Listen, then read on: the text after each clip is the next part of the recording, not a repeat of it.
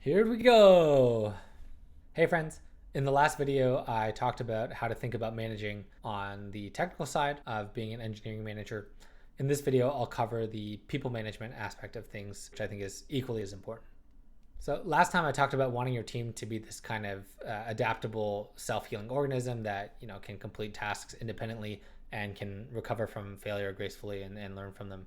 So on the people management side, you as a manager, you don't want to be the one kind of stepping in all the time and solving problems for your team. You want your team to be the one doing kind of most of the problem solving and you kind of guiding the general direction of things. So now building this independent, adaptable team breaks down into two parts, the way I see it. The first part being how to level up and grow people on your team to become independent and be people who you can just delegate to. And the second part is how to actually manage the people resources or the headcount and make sure that you're retaining people and your team is growing if it needs to be growing through hiring new people.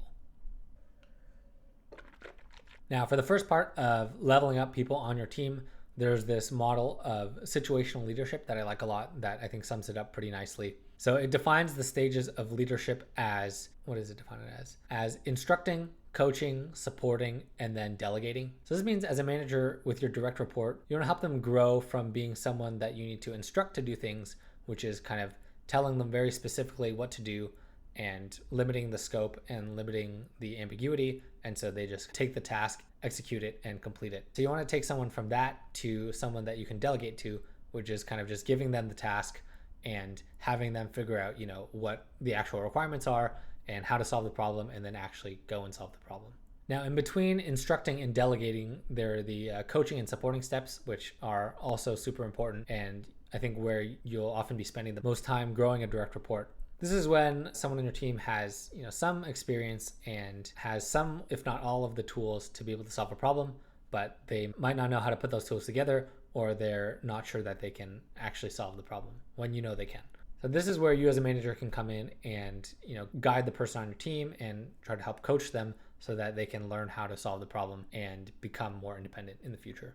And again, there's no really good kind of manager playbook here. A lot of these situations are really ad hoc and you kind of have to figure it out as you go and figure out what you need to do. So I think what's important here is just having a high level guideline of how you want to approach managing and the people management of things, and making sure you ask your manager for advice as well if you're having trouble in a specific situation, since the chances are they've also experienced a similar situation and can provide you with pretty good advice. Now onto maintaining morale on the team and growing your team. So a team is nothing without the people, and this is where managing headcount is actually really important. On one side, you want to make sure the people on your team are growing and learning and improving and having their needs met as individuals. But on the other side, turnover is kind of an inevitable thing, and people are always, switching jobs and going to new companies. So you want to make sure that when your team has turnover, that your recruiting pipeline is healthy and is able to handle that and back you up so that you aren't stuck understaffed for months while you're waiting to hire a replacement for someone who left. So as a manager, it's up to you to keep an eye on how your team is doing and how morale is, as well as making sure that you have enough people to actually get the work you need to get done.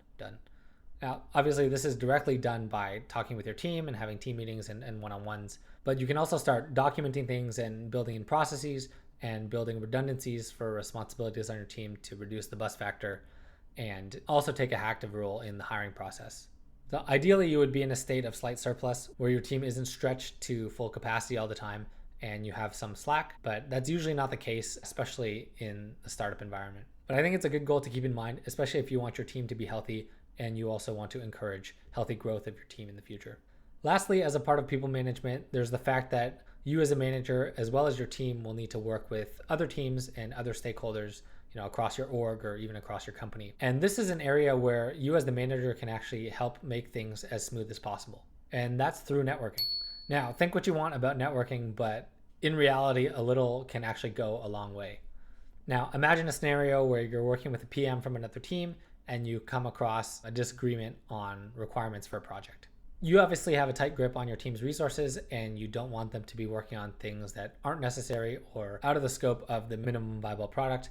Meanwhile, this PM also has their own objectives and own goals that they're trying to hit. Now, if you don't really have a relationship with this PM, you're essentially strangers, and so these conversations can get potentially a bit stiff or impersonal, And it can make disagreements more likely to happen since you two don't really have any shared context or shared trust to go off of. But if this PM is someone that you've met with before and you've talked to and you have a good working relationship with them, you might know about their work and their objectives already.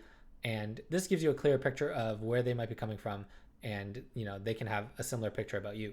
And with this shared context and trust, it can act as a sort of social lubricant in the situation. And when it comes to actual project discussions, it can help both sides come to an agreement more quickly. And a lot of the situations can add up, especially with projects that are larger in scope or more cross-team or have a lot of stakeholders. So minimizing the time in these discussions and making these discussions go smoothly can really help your team get things done more quickly. So that's it on the people management side of things. These are all things that I kind of wish I had learned earlier, and these are guidelines that I now keep in mind when I'm managing to try and be the best manager possible and have my team be at their full potential. Let me know if you have any other tips or tricks in the comments, and catch you next time. Cheers. Oh my god. Okay. Now on to maintaining morale on the team and growing your team. Here we go. We're almost there, dude. We got the mental focus of a focus. Okay.